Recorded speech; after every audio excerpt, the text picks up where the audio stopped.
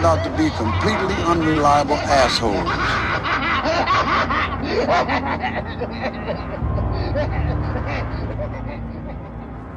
Well, hey there, Tim. Hey is for horses, Ryan. Did you know that? Third grade's back. Great. And hey, everyone. Welcome to episode 151 of Dismembering Horror. The podcast. Shoo. Trying to do creepy Just horse. keep that going the whole episode. The podcast Shoo, where myself, Ryan McDuffie, and myself, Tim Aslin. That's right. We dismember a horror film at a clip of once a week here for you. We talk about what worked for us, what did not work for us, and anything else we found interesting or noteworthy. And I, out of character, put those emphases on we and us and me and I, just to stress that that's all we claimed to be. This is mere fun riffing with friends under the guise of our stated formula. Tim? Anything else to add to that? Dramatic pause for effect. Just soak it in. It seemed I turned to you and you were just still looking at me. Yep, just looking to see if there was more to that. Well, Nope.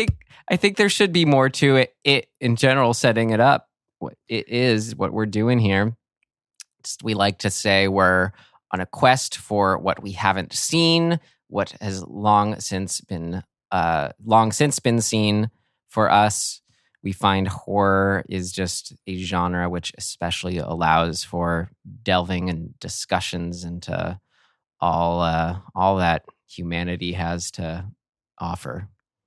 Yep. And its plights and problems. I may have inhaled too much spray adhesive earlier because I feel like I am in outer space. We are. Oh! You're blowing my mind. And somehow appropriate for one of our reality-bending stories here. Seriously. Yes, indeed, for today. We pulled from our hat last week for today from 2005, Strange Circus, from prolific Japanese filmmaker, writer-director of this film, Sion Sono. Yeah, Sion. I think that's how you say it. Sion Sono. We've previously covered on this show his film Exte, hair extensions. Yeah. Much lighter tone, you could say. Subject matter? Yeah, sure, yes. All his films are... the only thing he's more notorious for than the sheer amount of films he's making, which I guess still isn't close to like Takashi Miike.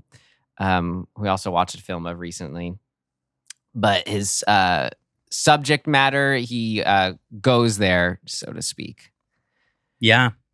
Tim, this was the first film we've watched where, like, especially in that, like, the setup that kind of goes on and on, the first third of the movie. Mm-hmm. I almost wanted to, like, is just the sheer subject matter. I was like, just wanted to almost like apologize for suggesting this. It's just like so much. Yeah. I felt I was apologizing to myself for watching it. But then, then I keep having the other voice in my head, which is your voice too, being like, I don't know if you've said this, but I feel like we've said, agreed upon. We just want to see the worst shit out there, like we want to see the horror movies. Like, what else are we here for? Give us your worst. I'm starting to feel like that whatever you would call it, proclamation. Yeah, it's waning. Like, we've watched a lot of crap in the last, I'd say we're far outweighed by like unenjoyable crappy crap over the last, like, I don't know, 30 watches, 30 episodes. You're largely, I mean, You mean more so than our usual kind of ratio for you? It feels like it to me for some reason. Maybe that's totally not the case, but it has felt that way to me. I wonder if that's not a product of us not watching it at the same time, partially. But either way, I'm like, I feel starved. This is actually true across the board with anything I'm watching lately. I feel really starved for really good content. Like something where I'm like, wow, that was incredible. I mean, you just gotta... seems so few and far between right now. I feel like you just gotta, see all those filmmakers you always hear about as being great and kind of find what suits you. Because I mean, they're out there. Like when is Panos going to make another movie? When is Ari Aster going to make another movie? Like I'm sure they're making movies, but like I need more of that stuff. The Green Knight is coming out. I need soon. that. Like I need that in my life so badly right now. So you're mostly talking about recent films? No. I mean that's a part of it. That's just a part of the reality of it, but I don't believe, or I don't want to believe that this cannot be true, that there isn't great horror out there from the past that we haven't seen yet. Like that cannot be true. Maybe, I mean, I guess it can be true, like but I doubt it's true. I don't know, like this in like looking at the last 30 episodes at the way beginning of the last 30 episodes. We had a good string of, I think, solid string. Bone Tomahawk into Vampire, into New Year's Evil, into Whatever Happened to Baby Jane. And like Whatever Happened to Baby Jane, especially, that was so cool seeing a classic that was like so good we hadn't seen yet. That means there's one less of those out there for us. Well, that's true. I think that's kind of where I'm sitting right now, is that I've seen seemingly, can somebody just tell me, like suggest a movie that I have not seen? How you would know that, I don't know, but suggest a great movie that I haven't seen that will blow my mind. That's what I want in my life right now, and it's hard to find. Yeah, this wasn't it. I'm sadly circus schmirkus. Strange circus schmirkus. Saint Maud was all right. Actually, I liked Saint Maud. It left me wanting a little bit more, but that's good. The original Dr. Jekyll, Mr. Hyde was great. Yeah, it's interesting. There is a very specific sweet spot. I guess it's more of an itch, like there's an itch that for me that gets scratched by a very particular kind of realm of movie. And, like I said, the like Panos does it. What's his name? Lighthouse. Robert Eggers. Thank you. Jesus. Robert Eggers does it. Who else does it? Ty West. Yeah. Who I haven't seen anything from. I think he's maybe been doing TV more or something. I remember you recommended The Bad Batch. Anna Lily has a new film coming out. Oh, okay. Yeah. Great. Yeah, I don't know. It's just one of those times in our lives where I've spent a lot of time searching, because I have a lot of time to just sit and search. And I feel like I'm being unsuccessful in those searches. Yeah. And then getting frustrated and watching something like, I don't know. I have mediocre. two thoughts on all of that. I wonder if, I don't know, this maybe happens more with me than it does with you, but I always want to like hold out hope that this does happen with you as we go along our show, where films that are like more just like lower rent-its or whatever for you, kind of like over time, they grow on you in a way. Like, I just keep thinking more and more fondly of, in our last 30 episodes, something like Night of the Demon, the British one, not Demons, that we just watched. Even Village of the Damned, like those two happen to be British. But I don't know. There's something really cool about them when you look back at them and think about them. And then also, I was wondering what you think of this.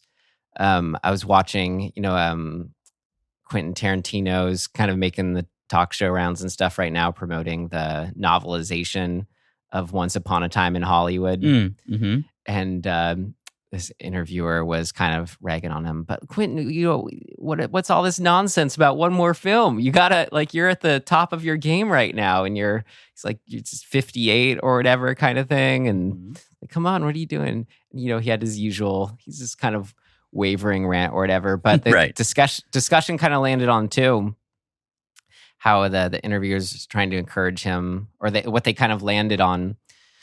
And Quentin pointed out, and this is what I want to know your thoughts on, is like we're at like sort of tracking what would you call them, like different golden ages of cinema, if you will. Oh, sure. And the ebb and flow of all that, and how it feels like the last maybe even like a couple decades can be kind of, maybe few decades actually can kind of be compared to the sort of the 50s and the first half of the 60s, where it was as compared to then what we think of the late 60s and 70s as a certain booming. Right.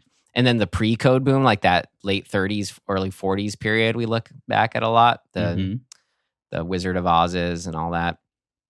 They were kind of like, it feels like we're due soon for kind of another boom. Not as though we through all those eras, we do always have the great films throughout them that pop up, of course. But as far as some kind of what feels like more of a movement, we're due. Renaissance. Yeah. And so he was saying, oh, and Quentin, I hope you can be a part of that. And he's, oh, well, we'll see. But is that a sentiment that's maybe wrapped up in what you were saying? I think so, maybe. It's hard to, when you're in it, it's really hard to have perspective on it. Like, there may be really amazing movies that are being made or have just been made that we just we haven't seen. It's a weird time. I think it used to be, well, I don't know, actually. I'd have to really think about this. But like, my first instinct is to sort of think about the platform realm that we exist in right now. So, you've got, I don't know, 6 major streaming services. Some people have all of them. I don't have all of them. I have like probably 2/3 of them or something like that. And it's probably more than 6 total anyway. But point being is that because of exclusivity within those platforms, there's just stuff you don't have access to. And we also, I'm not going to the theater in the last year plus. So, and also just can you afford to go see every movie? No. So there's this, it's an interesting time where maybe this has always been true, just in a different way, but accessibility to, and knowing what is rising to the top, it's different now. I think that there's a saturation point that it's almost like choice paralysis. I don't feel like I can keep up with what may be the great movies that are out there right now. Now, some of the time, you hear about it, but like, how many filters has that gone through? Subjective filters, right? Like, well, watch Portrait of a Lady on Fire if you still haven't seen it. I haven't. That's when I think of like great films to come out in recent years. That's interesting. Okay. This brings me to my... I had another thought on what you're saying too, real quick. Just to quickly mention, it's interesting. You're saying it's both oversaturation of what to pick paralysis and inaccessibility. Right. And as far as on the inaccessibility, you mentioned the glut of all the streaming services. You have to have all of that. But think of all the films that aren't even available on any of those streaming services. Exactly. I think that's the other biggest thing. Right. Just to mention. Yeah, so... Okay, so that brings me to the second point, where I, for some reason, am resisting watching stuff like Portrait of a Lady on Fire. Like, I'll be like, oh, I need to watch that. And then I won't. I still haven't watched Parasite. Yeah. So there's this weird thing happening, which I can't explain at all, but it's certainly paradoxical, of a desire to sink my teeth into great content and a resistance to it at the same time. I don't know what that's all about, but I do know that I'm not enjoying watching subpar things. What a shock. Mm-hmm. And yet I'm resisting getting into ostensibly great things. Yeah. So I don't know. I don't know what my problem is. Is there anything else going on aside from the whole like, oh, it's so popular, like everyone's watching it? I don't suffer too much from that usually. With TV shows, I have that reaction sometimes when people are just like overselling things, and I'm just like, I have a hard time getting into a TV show. Movies less so. I think part of the problem is attention span. And that the last few years have, what's a good word for it? They've eroded my ability to focus in and enjoy something like full focus. I mean, to look at it as a purely like chemical scientific outlook, it's, I mean, I think our, and everyone's talking about this, but everyone knows about this now, but like our dopamine fueled addiction or whatever you'd call it from smartphones and scrolling. 100%. Like I'm aware of it. Like when it's happening, I'm going, ugh. I mean, do you ever have the thought or urge to turn off your phone and put it in another room to sit and watch a movie that you really want to watch? Yeah. Do you follow through with that, I guess? Sometimes. Lately, what I've been doing is trying to turn off any sort of that's not accurate. Visual media. I've been trying to sort of turn off and actually like read a book or listen to a record. Like listen to an album rather than just like put Spotify on and have it shuffle through songs. So trying to kind of revert back to a former way of consuming things that's a little more like attention oriented. Yeah.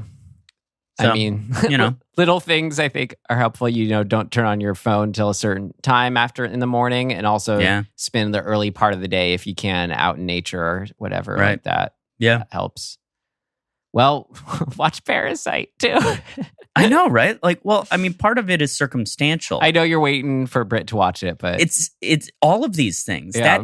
That is a factor. I mean, I think it's a valid one, but it is still annoying. Like, I want to watch this. I like watching stuff, great stuff in particular, with other people. So, it'll happen. Having said all that,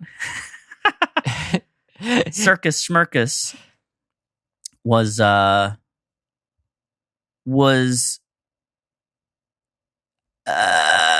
difficult for me to stay focused on. No, me too, honestly. Yeah. And I think that is partially due to what we're talking about, but also due to the style of it in particular. So why don't we give our listeners a taste of that style by watching the trailer? Great. That sounds great, Tim. All right, here we go. By Sion Sono and Co. from 2005, Strange Circus.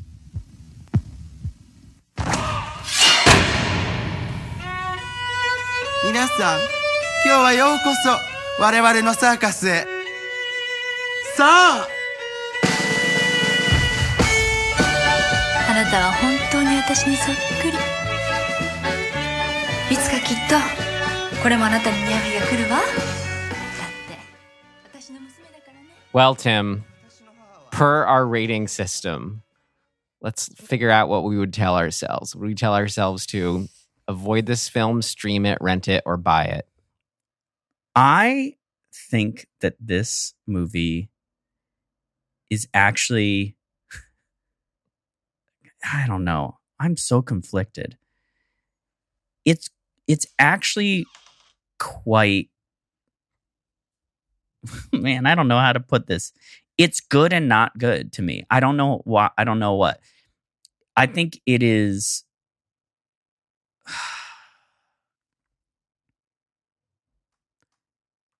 Man, I don't know. I don't know how to put this. Well, Like, I almost think it's a rent This- for me, even though I don't really ever want to watch it again. so yeah, this is not a 1 to 5 star rating system. It is like, It's true. it's not a how good the film is necessarily. It's Right. those right. 4 things I laid out. Right. It's one of those films where I can kind of, I think, step away from my experience watching it and be like, there's some really masterful things in here. And there are things that are good directorially and design wise and sort of technically. And there are story components that I really, really like. But my experience watching it was not particularly pleasant. And that's not necessarily because I think the movie's bad. Because I don't think the movie's bad. But I didn't like it. So it's like, what the hell did I think? Yeah. Like, what am I saying? You know what I mean? So I'm conflicted because I'm like, I don't really know at this point.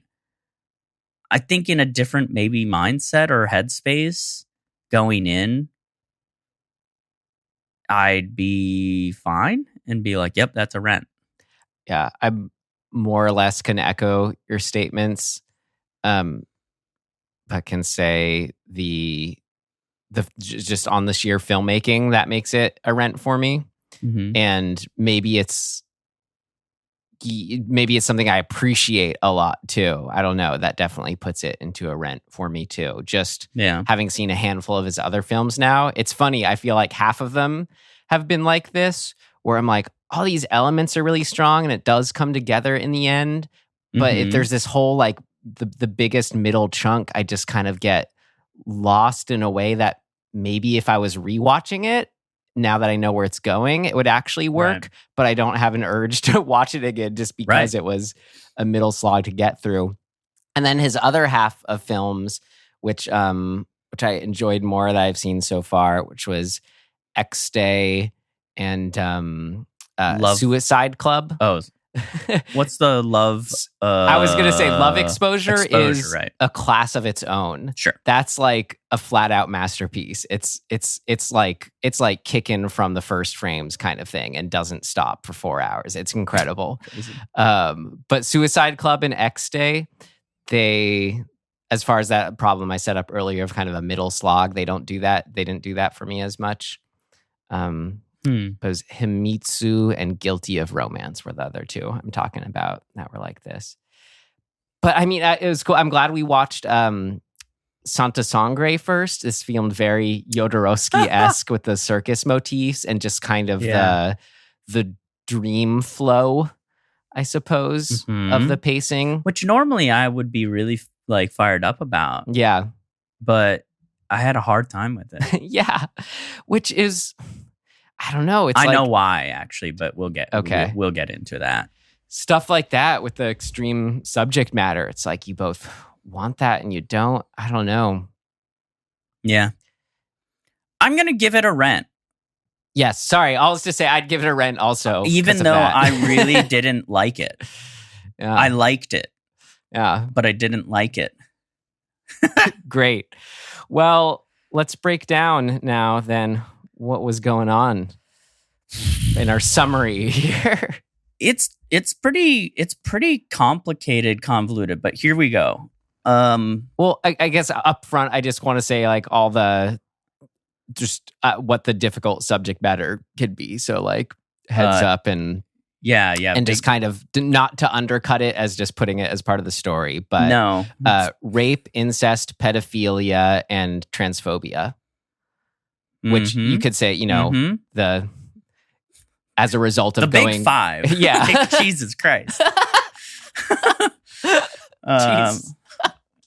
shit. Count all 5 fingers. Just brutal stuff. But actually, I mean, from that point of view, Earth, I'm like, heart, this is water, fire. right. This is important in so far as I don't think that this movie is, well, maybe it is, trying to sort of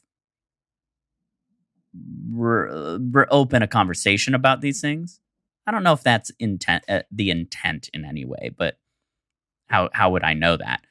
I don't think it is exploitative of those things either. So I don't know. Point being, here's the story. A young girl named Mitsuko. Okay. Let's try and get that down. Mitsuko. Miyazaki? Oh, no, that's the actress. We have Suyura. Oh, yeah, Mitsuko. Right. Mitsuko. She is being raped by her father, who's the principal of her school. Her mother is also being raped by her father, and she's being made to watch their sexual interaction. And vice versa. Eventually, right, the father lets the mother know that the daughter is watching, and then he starts having them exchange places. What this ultimately does is kind of breaks both of their brains, as you might imagine, to the point of them both of the women, the daughter and the mother, having kind of this schism of reality in regards to their own identity. They both kind of fall into this question of, am I me or am I my counterpart, mother or daughter? And that's kind of the root of the arc of the film. Most of the time we spend in this sort of first-person narrative dream land, flipping between identities. We think that we know the narrative, but we get pulled out of that into kind of a, let's call it the present day reality. What we think is that the mother, or that the daughter, that the mother killed the daughter. And so the mother in her grief is, the daughter, yeah. in her grief, yeah, has grown up to become an author, right, and is writing right. about this experience. Is a sort of well-established novelist working on this story. So we've kind of broken the dream world. Is presumably now just the story that this author is writing. Right. The author then has an assistant start essentially reading and editing, maybe not editing, but like proofreading the novel. That assistant is given the task of ulterior motive, find out more about this very private author and see if what she's writing about is true, or see if they're like what skeletons are in her closet. Yeah, if she's the little girl in the story. Right.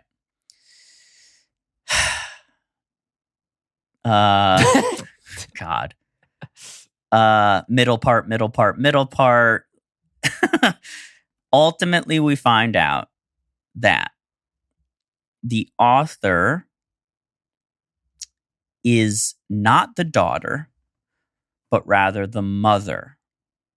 And she had rewritten the events to suit her sort of schismed brain. So in reality, she thinks that she killed her daughter by pushing her down the stairs. She assumed, almost in a sort of schizophrenic way, her daughter's persona as an adult. God, this is convoluted, and has been carrying out this lie, as well as becoming an author and being where she is now. The assistant turns out to actually be the daughter who the mother thought she killed, but has been, I don't know if you would say, I don't know if it's explicit that the assistant is a trans man, but he at least is presenting as a man. But he is her daughter, formerly her daughter, or still her daughter. And he has been kind of tracking her down to seek out revenge on her for allowing her husband, the father, to rape their daughter. Now, added to that is the fact that the mother had also what do you call it? Basically not kidnapped, but like she had captured her husband, kept him captive, and kind of kept him tortured. And God, this is ridiculous. and the daughter has found this out and taken him to a hotel room or something and chained him up, and he's had his limbs. I think it's the room that they were growing up in. Oh, that's right. You're right. Yeah. Taking him back to the room that this all would take place in at earlier. Cut off all of his limbs, or his limbs were already cut off by the mother. I couldn't quite tell when things they were already cut off when we see it. Right. So he's just sort of a torso, but he's still alive. And the daughter, who is the assistant, chains up her mother as punishment. And then I actually don't know what happens. How does it end? We cut to the circus, but wait, does the daughter kill the mother and then herself? I think so, yeah. I think that's right. Oh my God. It's a lot. By that point, we're switching between like he yells out at one point, or is it a dream? And then we're just back in a different narrative section, right, as if this whole thing we just watched wasn't happening, but then we go back to it. Right. So it's just so basically, yeah. And I guess the circus you just mentioned, I want to point out for our summary and narrative here, that it's basically like a existing in her head interpretation metaphor, if you will, for life and sitting back and kind of dealing with your life, I guess.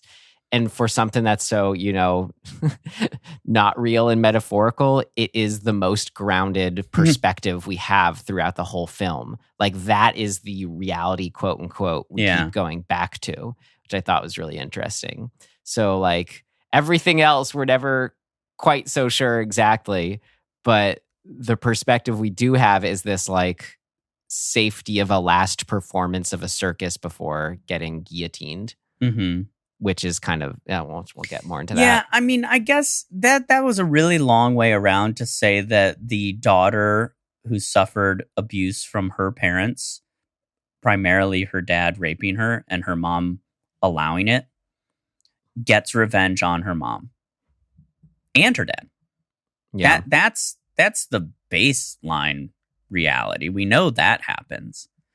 But man, there's a lot of this person is this person and that person is this person and this person was that person and this person thinks they were that person, but they're actually this person. But no, just kidding. They're in a dream and they're that person. It's like, it's really a lot.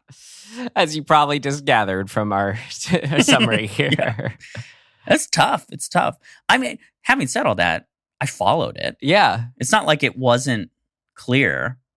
It's just like we set out on a path and then they go, just kidding, a bunch of times. So take that for what it's worth. Great. The end. And we'll take this next section for whatever it's worth. Here we go.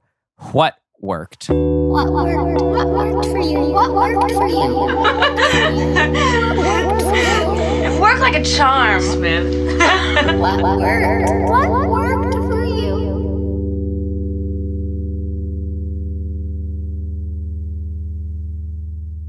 Look, man, like I said, I actually really like all of these things.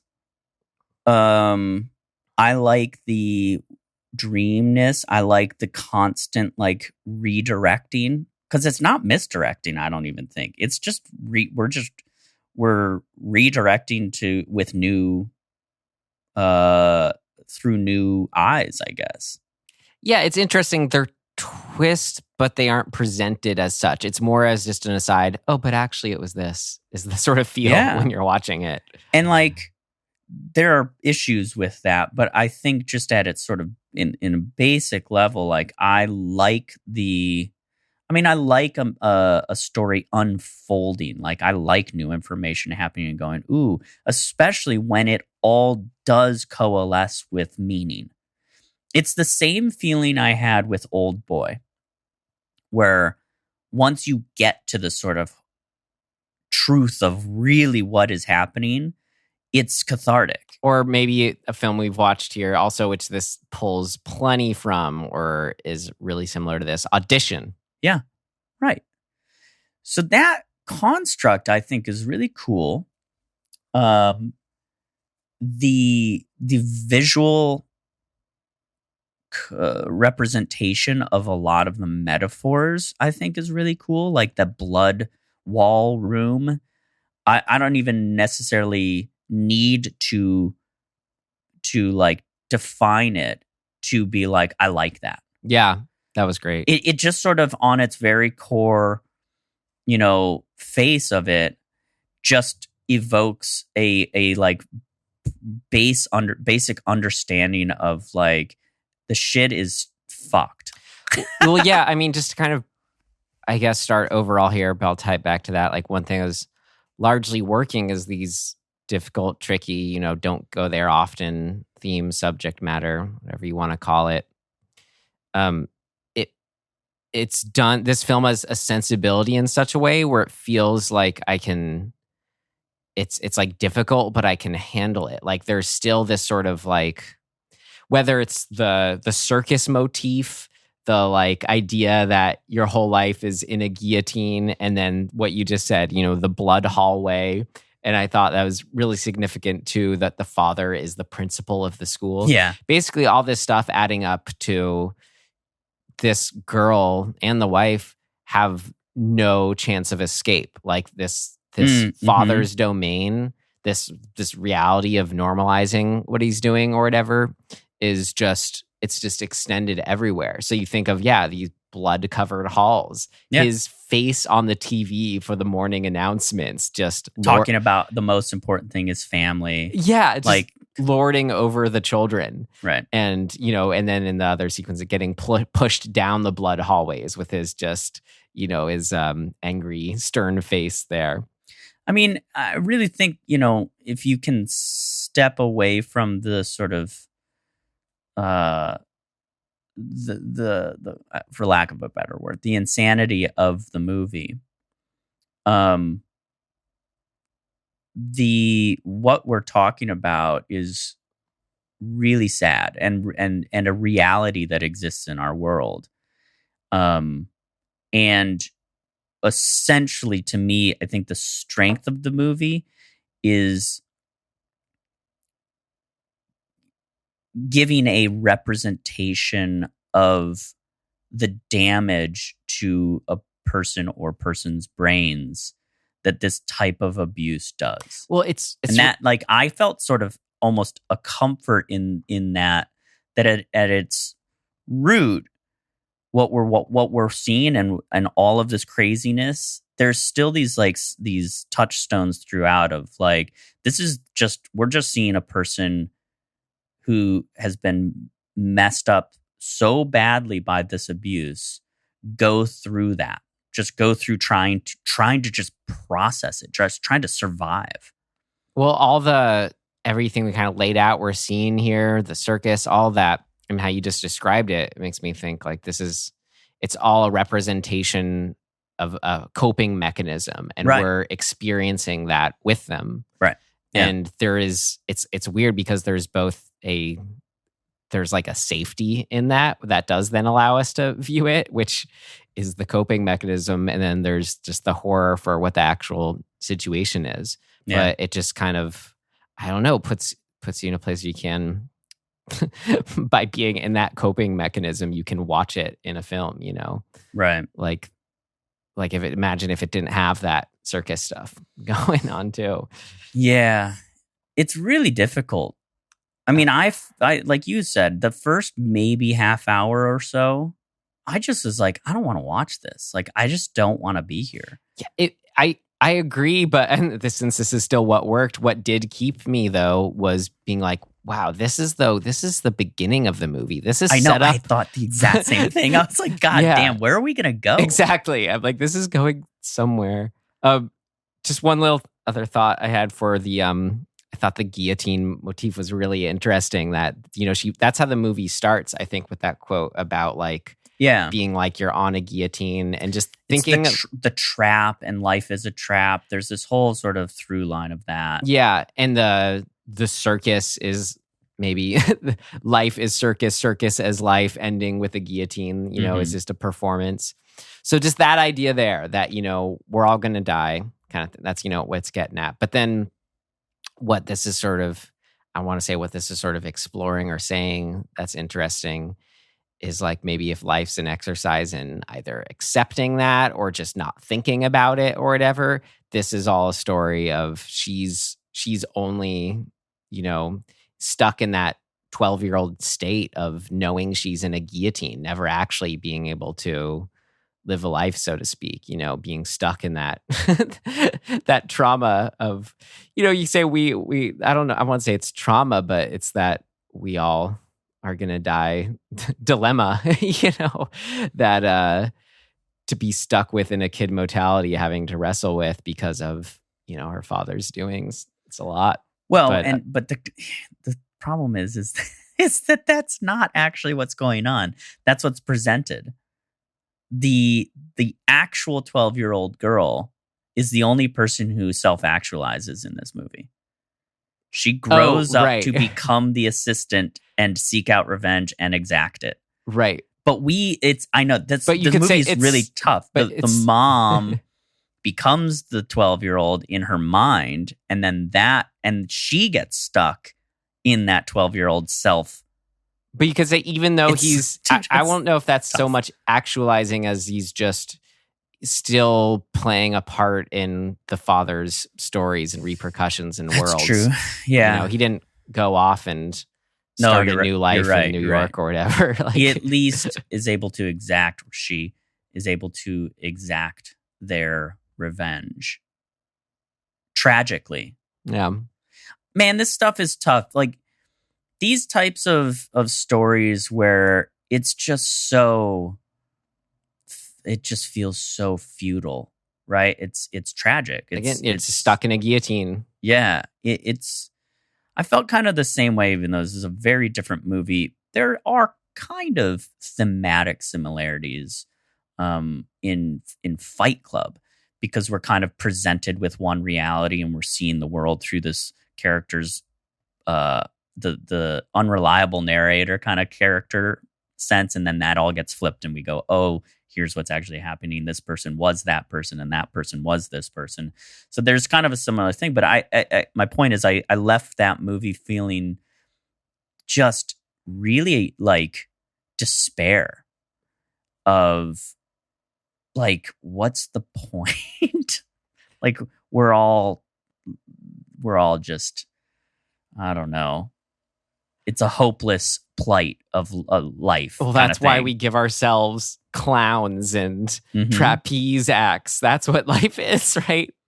Yeah, but man, it's really depressing. Yeah, especially. Yeah, I mean, that's what I think was the interesting stuff with the circus. It was still all this like felt like a stifled, childlike interpretation of a circus too, of just kind of like, don't look away, everything's fine. Yeah. You know, just this is hey, look at the happy clown. But you're like, no, there's more to offer though. Let me out. Yeah, I mean, I having said all that, like, I think that these stories, telling these stories is as hard as it is to watch and to get through, and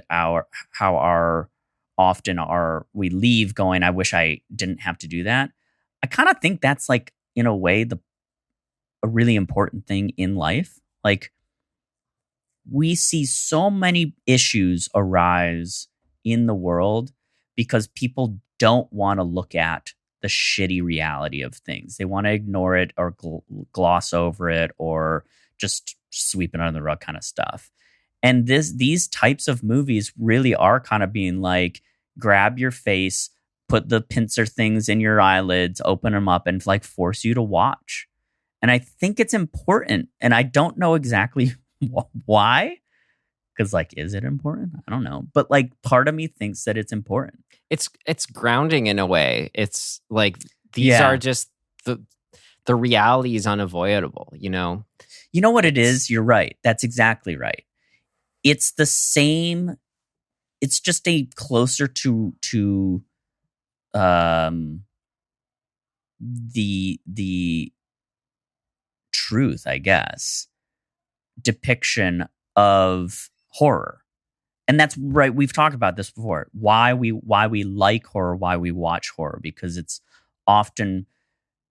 giving us a realm to almost be safe with looking at mortality and looking at things that are bad or awful. And, you know, that's somehow psychologically good for us because it keeps us in touch with that reality, like it's our mortality. Sobering, because then I think as we go through the rest of our life, it's like you think that, you digest it, then you come to that place. But then because of the way the world is largely built about being in denial about all those things, it's like we get caught up in that again. Right. So then we sort of, I don't know, then could use these check-ins along the way. Well, and it's why we had like cultures have like Day of the Dead and things like that, which we really don't have in American culture. I think there's this sort of spectrum, and escapism through this lens is on like truly escape is on one end of this spectrum, and this is getting too close to non-escape, right? This type of movie is sort of like, it's kind of amazing. It's paradoxical in this sense, but like it's showing you a totally like fantastical thing, but the result is feeling like less escapism in this depiction of this thing.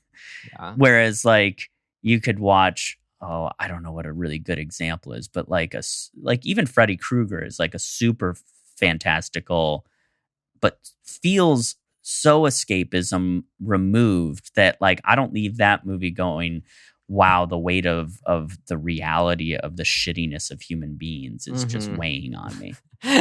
Yeah. But with this one, I was like, yeah, I feel awful. Yeah.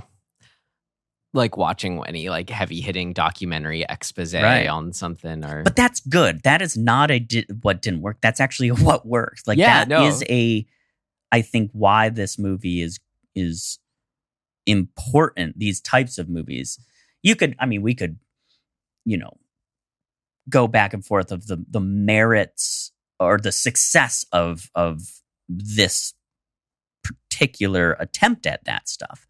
But it still, I think, has merit. Yeah. As far as just some touches that then still make this a movie.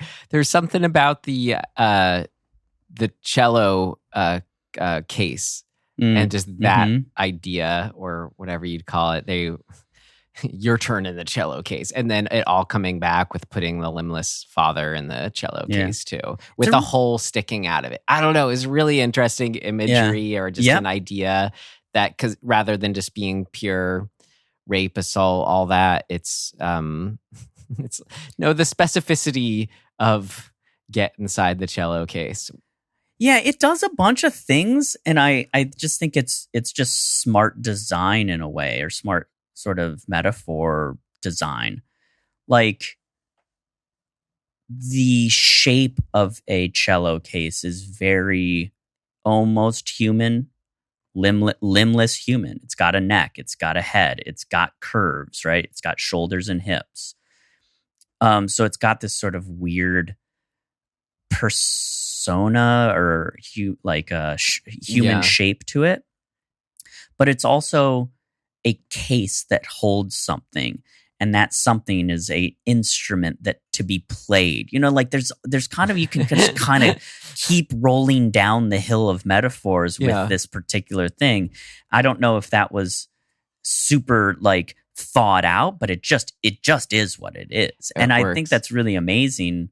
It just is a perfect vessel for this type of storytelling. I like it as we're just, when you have this, who the father is, character like that, person like that there are these, you know, his thing is largely being like, this is all normal. Oh, you know, it's like this, it's just all his world, right?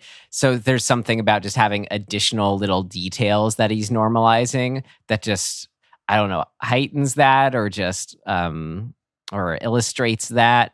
Just, oh, time to get inside the box. You know, it's like, just it's all part of his just weird world, and the more you kind of have the specificities on top of it, the more you can kind of see that.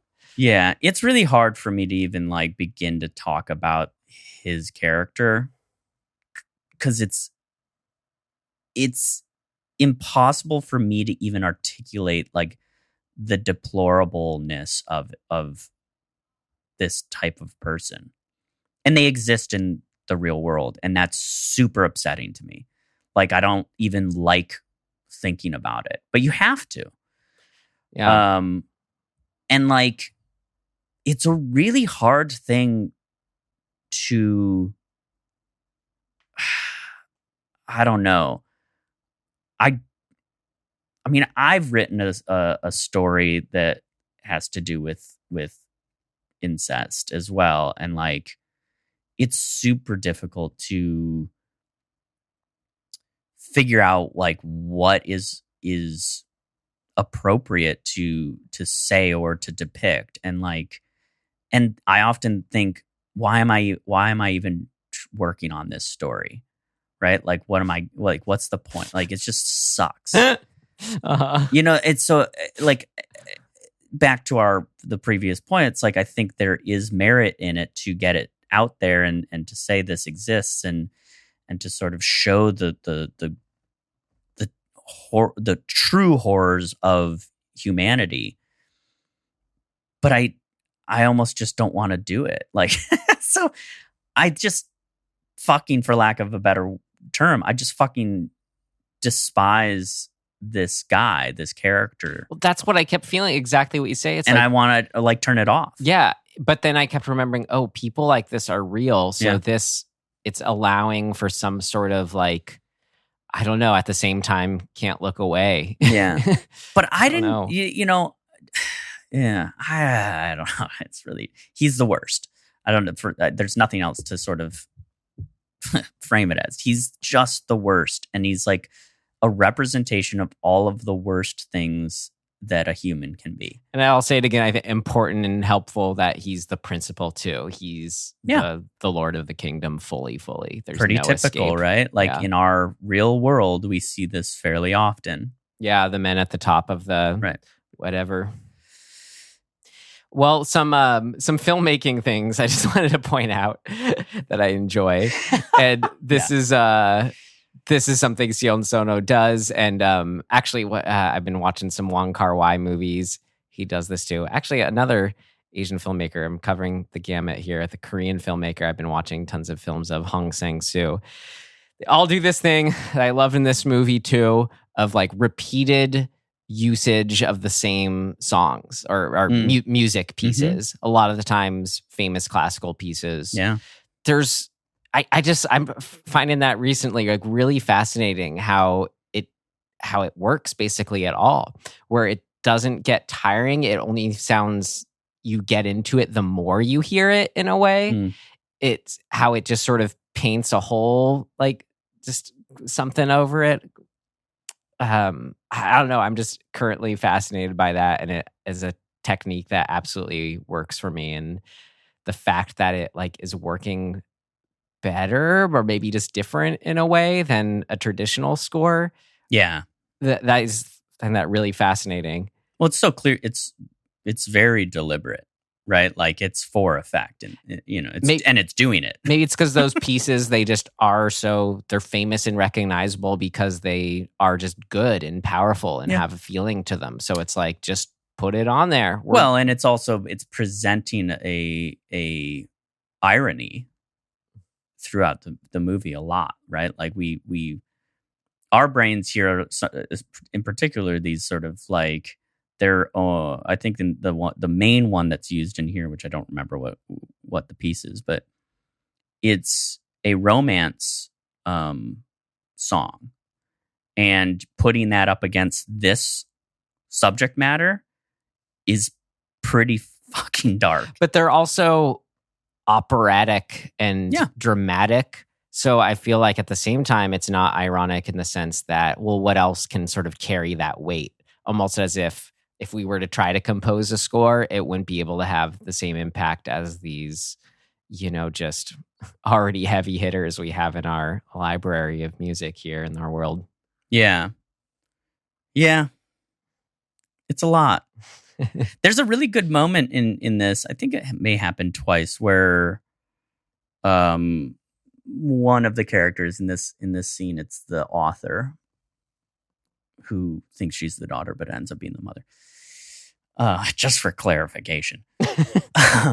She's in like a disguise to go to the bookstore to like talk to people who are looking at her novel that's on the shelf. Yeah, that was a good scene. She's like wild, talking about herself. Oh, why do you think this author's so secret? Yeah.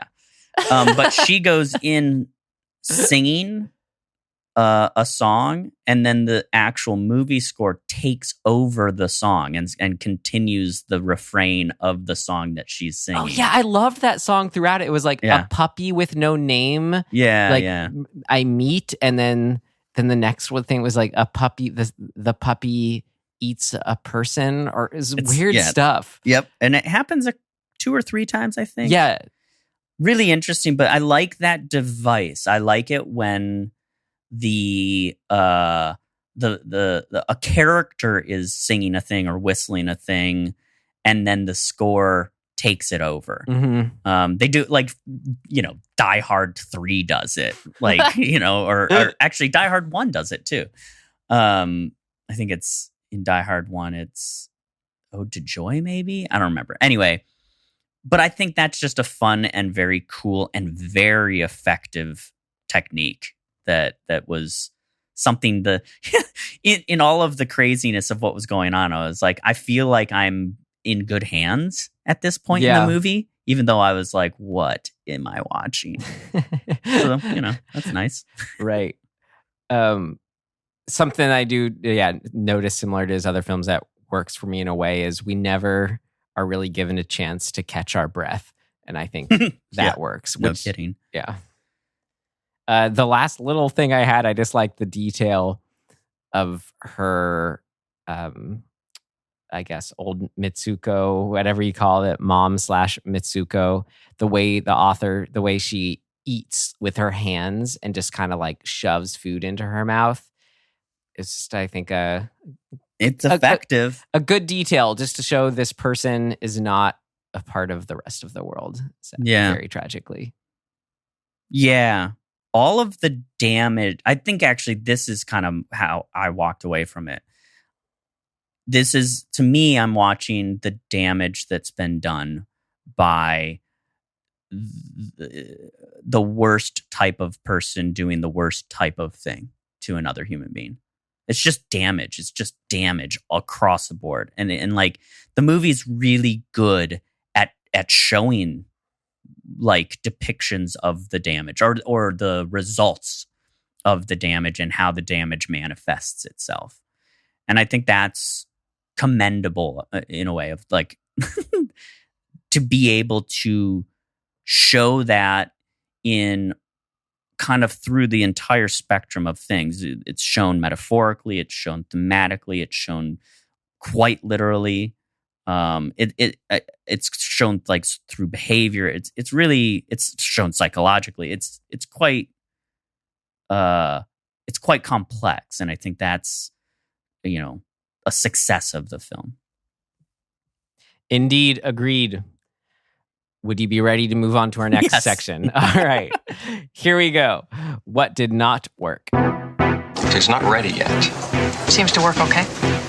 No, something important's missing.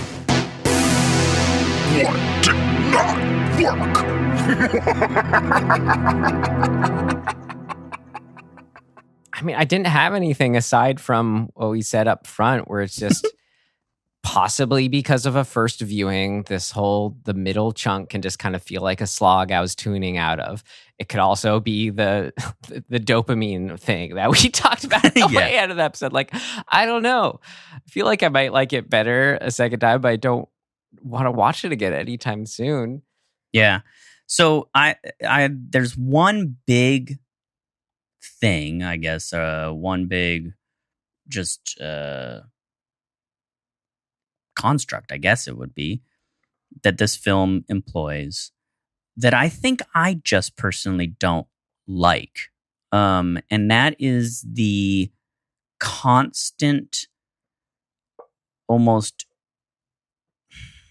Pollyannish narration.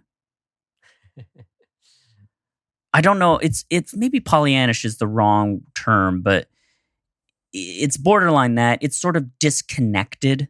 That's what I liked about it and what works about it for me. Really? Because it's, you think about it as someone in trauma, just kind of speaking like, this is what happened. This is the way of the world. Then this happened. Then this went to this. I don't know. It feels right. It allows for just enough like poetic interjections that kind of, I don't know, add a nice something to it. I just think, I think I just don't like narration. Like I was like, I just wanted it to stop and just have a movie happen. So it's, it's a decision that they made that is the movie. So I think I was coming from, there's narration like that in Love Exposure, which I think you would like more as far as the narration in that, just because I'm convinced everything is perfect and works in that movie. So it just reminded me of that. So it was just super familiar and felt just felt cool to me. I really didn't like it. It felt like it was like putting me in the wrong type of trance. Where I was even less compelled to focus on what was going on. Honestly, that could partially also just be a factor of like reading subtitles, it being late. Like I watched it, like this is the last thing I did before I went to bed. It's like, I'm going to watch this movie and then I'm going to go to bed. That was maybe a mistake. Had I known it ends where Good we night, were going, Tim. I probably would have done it differently. Sweet dreams. I did not have sweet dreams. That part of it, that was a big hindrance for my enjoyment. It like just didn't work for me. Let's see. Okay. I'm not sure how to get this across. I think there's a loss in translation thing that happens literally in the translation. Or I just simply don't know how. Well, I don't know how the Japanese language is received when it's spoken. This is a really vague way of saying the subtitling doesn't seem how anybody talks in real life. And I had a hard time kind of connecting the way the subtitling is presented with what's going on in the movie. And trying to be like, wait, or is this just how Japanese people talk in a way? Right. I have no idea. So I was like, I'm not sure what's the truth, but I really had a hard time. I was like, and maybe this is it also could just be the way the script is written to be particularly stilted and kind of, I don't know what the right word would be, but childish in a way. It's too bad because I feel like as long as it's consistent, you should just be able to go, this is the movie. It's like aside the point, that's just outside the movie concerns. Yeah, the reason I didn't think that was necessarily the case is because I felt this way in other Japanese movies, I think in particular, that we've watched, where I was like, there's a style of sort of talking or phrasing in the subtitling where I'm like, that doesn't seem right. I wonder, I'd have to think back to Oni Baba, which seemed more like the most trying to be a realistic depiction, but that was like a completely different era. I know, it's setting hard. And film. I don't know. I don't know. I should have actually just pulled an example and been like there was a moment where I was like, this isn't working. This is not how people talk like that. They're using the wrong word. It felt like literal translation of words rather than how anybody was like the meaning of what somebody's saying. And that just may be what happens a lot of the time. Yeah. And I'm like, it's super distracting. And it pisses me off that I don't know any other languages. It sucks that I'm so basic. I feel like that's the good motivation is you pick a country where you really especially have a fascination with the cinema and make that your language to learn. Yeah, for sure. What else did I not that did not work for me? Kind of we touched on a lot of it. Just the subject matter's hard. After your big rant on why it was so important. I know. I know. I don't know that it's not that it doesn't work for me, but it's like I know that this is a style. It's a form style thing of structure, I guess. I just really the long slog of Act 1 in the I find that the structure seems to be. This is true, I think, in a lot of international films. You've got this super long first act, like 45 minutes to an hour long. And then you've got a super short second act and then like a solid, standard half hour third act. Sometimes actually those last two are reversed as well. Where you just feel like you've spent an hour and 40 of a movie waiting for something to happen. And then they're like, okay, and here we go. And then it's done. This one, that was all working for me both. I told you it was difficult, but it was still working for me in the sense that it was difficult in that meta sense of really just not being able to escape the horror of the world, her situation. And then also just the whole dream logic sense of feeling like there's something unconventional or unpredictable. So that way when the switch kind of did happen where, wait, who's this? Wait, the author's writing this story? Wait, but not? And wait, where did this come from? It just felt like the right kind of, the timing of the rug pull on that felt good because it felt disorienting and odd versus if it had come, okay, here's the clear, what I'm evolved to feel as the first act ending transition. Okay, and then here we are into this. By not having that, it only worked way better for this one, I thought. Yeah, it's interesting. I'm not sure. To get into it more precisely, I think I'd have to watch it again. But what movie? Well, let's pause and watch it again. Oh man. What moves the plot forward in this story? The story, Ford, in this plot? Yes. That's exactly what I mean. Are you asking me? Yeah. Like, what would you, if you had to say, here are the moments that stand out as like, here's what pushes us forward? I'd say the push-pull was in the mother-daughter's confrontation in the writing, the story reality. Right. But what actually moves us into a new understanding of what's going on? I feel like there's only like 2 moments. They're like, I don't know. That was the thing too. They didn't seem they didn't seem like, okay, this was the clear midpoint turn. It was just kind of like, were these asides presented along the way in this kind of weird, I keep saying dream, experience. Yeah, I don't know. I mean, I don't think that you need to be so like overt with your story, turns or whatever. But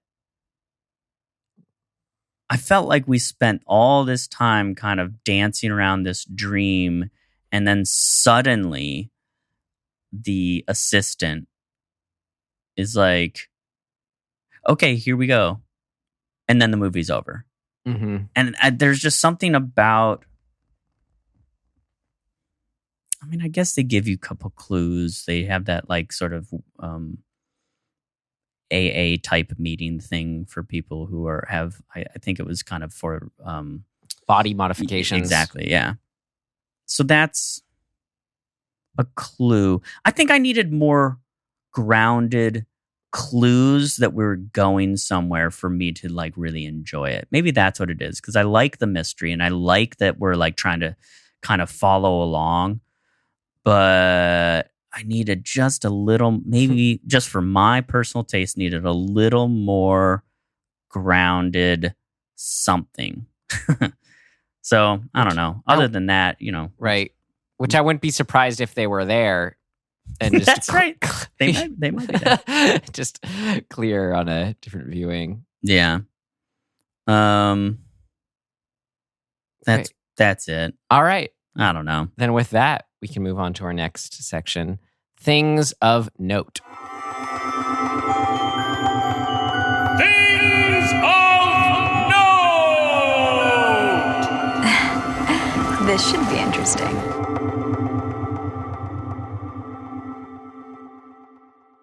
I think it's noteworthy how sparse this Wikipedia page is. That's true. I think we can, point out in our context of our show here, this was his film right before Exte, Hair Extensions. Oh, wow. Whatever that means. And we have another film that I've been wanting to see of his in our hat, I believe, called Cold Fish from 2010. So okay. As far as rounding out our Sion Sono hat pulls, we got that coming up. You wanted to say something on the poster earlier, Tim. The actual theatrical release poster is the mom having sex in the doggy style position, like her face in the front of the poster and her entire body with the husband behind her. Except it's like a statue in the place of the husband in the way. You see? Oh, yeah. I mean, it's like a cherubic statue that takes over the image of the husband. It's a pretty overt and aggressive poster. Yeah. Like for that to be the theatrical thing, which then makes me kind of just feel like, where was this? Who was this movie for? Where did they think this movie was going to go? It's Sion Sono, man.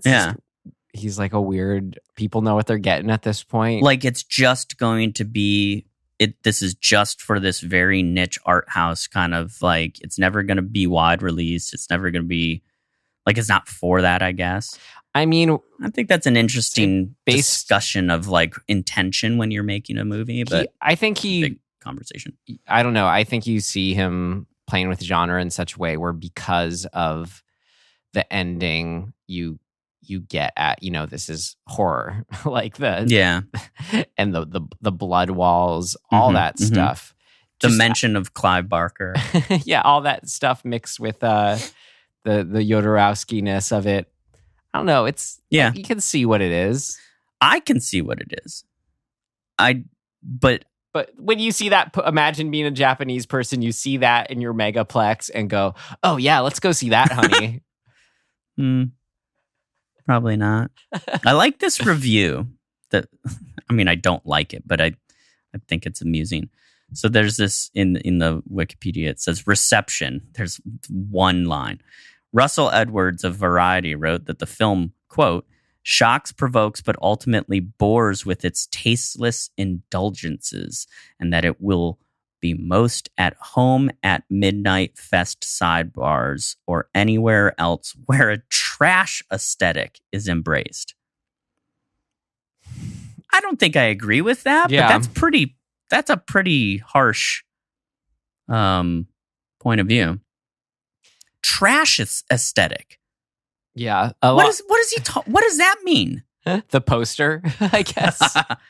It's trashy. Okay. Well, it certainly has its fans on Letterboxd. Okay. So people like it. Here's another question that I had. Did you immediately think of Moulin Rouge and that sort of like vibe of the circus?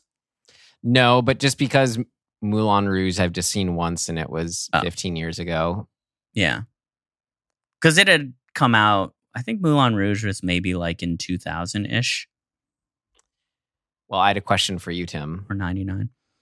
Okay. The father's fate, which we've described, the being made limbless and held, there and put in the cello case, all that. I think it's really interesting where we're at now. We can use ourselves as like a demarcation point and where humans are at evolutionarily in our relationship with our instinct for violent revenge or just revenge. Tarantino plays with this a lot, interestingly. Conjures mixed feelings about how we feel about violence. Yeah. Do we want to do this ourselves? So how despicable, beyond despicable the father figure is. Did you find yourself, like, what was that play for you of seeing his fate? Like, were you going, yeah, yay, F this guy, or this is something I wouldn't want on anyone? That one. I was like, I didn't have any. I had zero emotional response to him being limbless and chained up. I just was like, whatever. He should be dead anyway. Yeah. So he should be dead then. That's like this guy would deserve the death penalty for you. Yes, probably. I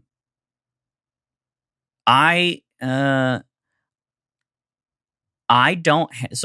I remember hearing a really interesting NPR story at one point about I think they called it like the retribution gene, that some people have it, like that they just when they feel wronged, this thing in them is activated to seek out retribution and to make the other person suffer in such a way that makes them feel like they've been what's the word, like that they not justified, but that they feel satisfied that the other person has learned their lesson or gotten what they deserve or whatever. And I think torture, for example, would fall into that category. I just don't have that. Like when somebody does something shitty to me, I just disconnect. I feel like in maybe just watching movies, talking about movies with you, you really feel for certain characters, and if something has happened to them, or you feel for people and something's happened to them, where you can get caught up in if they have that gene, maybe. I mean, you love like the violent revenge aspect of Last House on the Left remake. So yes, so this is very specific, right? You're exactly right. I don't believe in making somebody suffer at the hands of retribution. I believe in just disconnection. And so when somebody gets their head cut off, and I feel like it's just in the context of the thing, I generally don't advocate for people getting their heads cut off, but in this context, that's it for me. I'm like, good, got him, right? When somebody says, like in Ichi the Killer, that when you start to enter the realm of I'm enjoying this like sadomasochistic enjoyment of making somebody feel pain, I don't like that. Like, I just don't like it. I don't feel like it's necessary. I don't think it does anything. So like in Audition, what she's doing to him in that, and what I guess it's what's happening in this one too. I don't like it. Like, I don't feel like I'm not cheering for that. Yeah. No. It's weird. The plight or the little mini journey I found myself going on, and I guess kind of ended a plight or a question, was like that, you know, philosophically, I'm so like, yeah, maybe more what you said, like you cut off. I don't even think we're there. I don't think we have answers. Like, I don't have the solution, but I don't, you know, believe in death penalty and like revenge. Yeah, I think I generally don't think either. Violence begets violence, cycle of violence, all that, you know, philosophically. But that's why, you know, bring this all up in the context of, but yet we're still evolutionary at where we can get these urges kind of thing. Totally. So like what I find myself wanting to see for the father in this kind of story would be for him to somehow, and again, it's an instinctual revenge way, just to go through exactly what he put the daughter through, you know, let's say, like, you know, just sort of like that whole, like, this is exactly what you were doing to someone else, you know, take that kind of thing, you know, no more, no less kind of thing. Yeah. But then I'm like, but you can't, like, he's never going to be a 12-year-old girl with a father again. That's so right. it was weird. I understand intellectually why people go there, but I always end with what you just said. You can never have that person have that experience. So you have to kind of, in a way, I guess it's an exercise of like removing your ego. Because like, if you think you can make somebody else suffer in the way that you suffered, you can't. You just can't. Like, every individual's experience is going to be their own. And so trying to recreate that is, I think, kind of futile. In a hopefully less, in a non-dangerous way.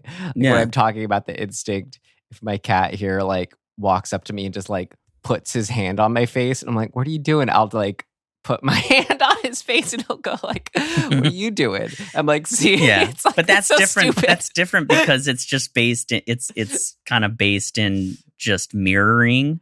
Yeah, whereas, like a baby or something. Right. Whereas so just this insight of how I view the world, the attitude that some people have of rub your nose in it to teach you the lesson, I fundamentally disagree with. I think that is almost as far in the wrong direction of learning. Smoke this pack of cigarettes. Right, as you can get. Like, when I see people, like, you know, a dog pees on the floor and they put the dog's nose in it, I'm like, I want to physically decapitate that person. I'm like, that is the stupidest way of looking at things for me.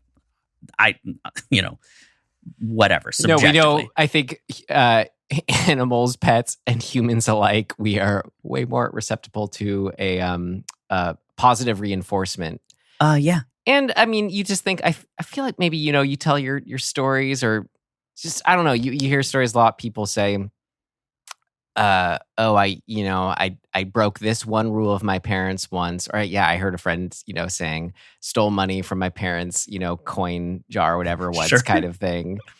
And when she found out about it, you know, I said, oh, well, what's my punishment going to be? She said, I have to think about it. I don't know. But he said that her utter just sadness and disappointment was like more than anything to just, make him never want to do it again. And she didn't even end up giving them a punishment. But then if you do, that's when I feel like you see like the bullies created of just this like trap of, Yeah, I agree. It's funny you mentioned that. I had that exact memory almost the other day. Okay, so this made me think of this time in my life as a child when it was a phase where I had established an understanding of like how my parents reacted to me doing something bad, whatever it may be. And so once I understood that as something that was coming, I disliked that interaction so much that when I did something and I saw them catching me, whatever it might be, or knew it was coming, I immediately was like, I'm so sorry. Can you just give me a punishment so that we don't have to have the discussion about it? Yeah. Like I know. I would literally be like, can I just be punished? Can you just skip to that? And they'd be like, no, like that's not the point. Like, what are you doing? And, and have to actually like work me through the lesson of why what I was doing was wrong or whatever.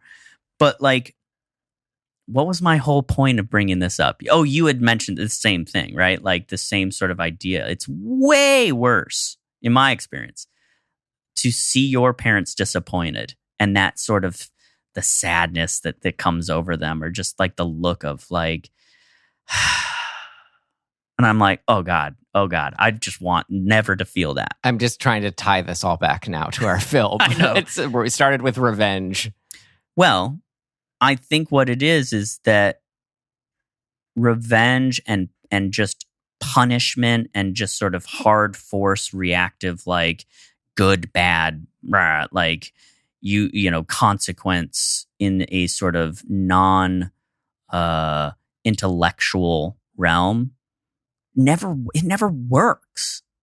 Like it just doesn't. Like hitting the kid doesn't make the kid learn a lesson. It doesn't make them a better person either. It like fucks them up. I don't know. Maybe it's just I'm feeling like a disconnect from the conversation that's still here for this movie, because it's what the father's doing. Maybe in some way is a kind of punishment, but it's not the deliberate kind of like punishment for doing something. He's just normalized everything as far as just this, this is just our happy family life. So any revenge in this film is from the perspective of the victims getting revenge on the fathers. We started. Yeah. Well, we kind of got, I don't know, maybe we got wrapped around a sort of a winding, endless path. I don't know. Either way. Which is a good apropos to revenge, I think. So there you go. So, yeah, I don't know. Okay, then. Oh, you know what? Here's how you wrap it around. I think part of what is underneath what we're talking about is healthy parenting versus unhealthy parenting and the effect that has on a child's brain. When you start tipping into guilt complexes, power dynamic, obviously boundaryless behavior, all of these things that just they lead to really breaking and messing up the development of a child's brain. And so, there's we know there's a healthier way to do it. And yet, there's this whole spectrum of philosophy and pathology of what it is to be a parent. And I think this movie, in a lot of ways, is really like pointing at that, because the end of the movie is, to me, way less about what the father did and more about the mother's, what's the word? Starts with a C. Not conundrum. No. Complicitness. Yeah. In that. Like, that's almost more of the issue of the movie for the daughter character. Like, yeah, the dad was doing the worst thing, but he's so fucked up that it's like you don't forgive it. You just accept that he's unhelpable. But the mom, she could have just stopped it or helped or been like, we're out of here. But she just went along with it. And then in doing so, that broke her brain too. I don't think it was as simple as a just for her. No, of course not. Along the way. But from the kid's mind, from a kid's point of view, if it was bad, you would just stop it. I think the kid's going, what the hell? Yeah.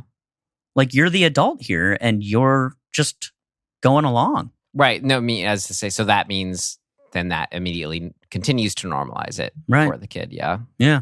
Cool. Anyway, there you go. We did it. All right. Did we? I wonder how this is going to play out for a listener. They're going to be like, what did I just listen to? Go watch the movie. You'll Well, hopefully you did watch the movie. That's what I keep forgetting to say up front in our episodes too, is we hope you watch the film and then join us for our this discussion as if you're a part of it. The best we can have you here. Yeah. We're dismembering it. You watch it so then we can dismember it and tie it all back here or not. Yeah. Great. Or not. We're just concerned with the dismembering part more so. Anything else is bonus. All right. Well, with that, then we can put somewhat of a strange bow on Strange Circus and see if we have some recommendations for you and each other for this week. Okay. So remember, I'm pretty sure I recommended the show Alone. They have a spin-off. I've been watching the next season of Alone, which is great. But they have a spin-off that I found on Hulu called Alone, The Beast. And what it is it's very interesting. They at the top, they have this little sort of disclaimer that says the animal in this was ethically, killed under the rules of the native people in the area, blah, blah, blah. So they have this whole disclaimer. But the show is essentially, they take 3 contestants, they drop them on, a wilderness area in like just south of the Arctic Circle, and they have left a large animal carcass. I think the first episode is a moose. The second episode is like a musk ox. And they say, you got 30 days to survive with nothing. You get no tools. You get only your clothes.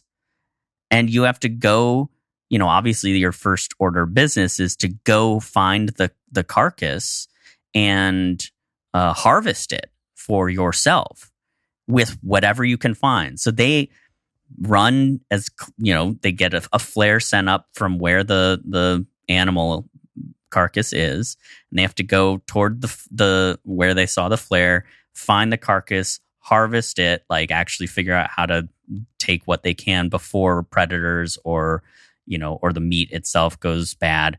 And they have to do that whole thing so that they can survive for 30 days in the wilderness with nothing. They have to build everything from scratch, which is super fascinating to me. And there's all sorts of information of like methodology of like, ancient people that we know about archaeologically and like the techniques that these 3 contestants, every episode is different 3 contestants, but the techniques that they're employing based on the history. So really fascinating stuff. If you're, obviously it's a hard one to swallow watching them harvest an animal, but if you can get through that, it's very interesting. Each episode covers the whole 30 days. So, it's not a slog. It's a pretty brisk show. But super interesting.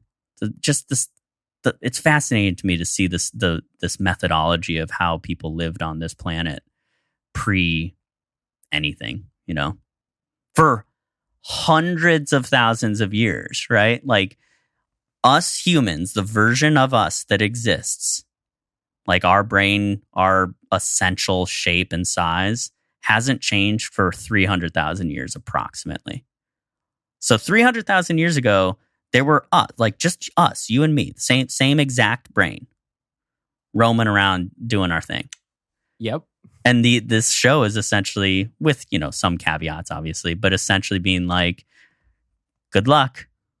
See if you can do it. No laptop. Yeah. No, nothing. It's gnarly, man. It's cool though. Great. Well, since we were talking Sion Sono today, of course I've already recommended Love Exposure, and I haven't been watching too much lately aside from just I've been watching Twin Peaks: The Return again. I mentioned it earlier. Why not just watch Suicide Club if you haven't seen that, the other Sion Sono movie? I dug that one. I think you might be into it, Tim, because it combines the kind of the detective hunt kind of that's an aspect to it. It's just as messed up though, or it's plenty messed up what it's about. Also, school kids committing suicide together. Oh, great! But in a very odd way, of course. Okay. The motivation's mysterious. Anyway, great. Yeah, there's one for you. Fun. Tim, I'm so excited to pull from the hat. Hey, be my guest. It's been a long time. Here we go. It's been a long time, 2 weeks. What is going to be for next week? Where you'd been doing it for me recently. That's true. Where I was telling you to stop. So now I get to know it before you again. All is right in the world. And I pull another Japanese one I've really been wanting to see. Oh my God. From 1960. Whoa. Jigoku. Okay.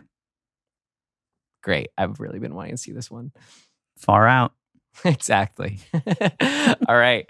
We'll see you all next week for Jigoku 1960. In the meantime, you can find us wherever you found us or at dismemberinghorde.com. We got our links to our things like our Instagram. You can go to that. Whatever, though. It's fine. We're just happy to have you here. Yeah. Agreed. Great. That's all you have to add, Tim? Mm-hmm. All right. Well, then, in closing, whether you find yourself enjoying the circus or not, thanks for listening. And we will see you next time. Goodbye.